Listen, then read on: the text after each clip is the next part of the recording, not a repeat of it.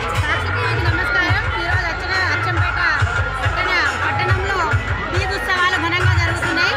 ఈ యొక్క ఉత్సవాలను 9 రోజుల కిందట మేము గోధుమ మొలకలను నానబెట్టి ప్రత్యేకంగా పెళ్లి కాని అమ్మాయిలు వారికి మంచి జీవిత భాగస్వామ్యం రావాలని, పాడి పంటలు బాగా ఉండాలని, అదేవిధంగా గ్రామాభివృద్ధి జరగాలని ఈ యొక్క పట్టణంలో ఈ యొక్క ఉత్సవాన్ని జరుపుతున్నాము. మా బంజారా సంస్కృతిలో వీరమ్మ మరియు శివలాల్ మహారాజ్ యొక్క ఆశీస్సులు ఎప్పటికీ ఉండాలని, మా ముందు తరాలు కూడా మా యొక్క సంప్రదాయం సంస్కృతిని ముందుకు తరంగా నడిపించాలని ఈ యొక్క ఉత్సవాన్ని జరుపుతారు. ముఖ్యంగా ఈద్ అంటే పెళ్లి కాని యువతులు 9 రోజులు ఉపవాస దీక్ష నుండి ఎంతో నిష్ఠగా, ఎంతో పవిత్రంగా ఉండి చివరి రోజు మరి యొక్క బుక్కలకు పూజ చేసి నిమజ్జన కార్యక్రమం ఉంటుంది.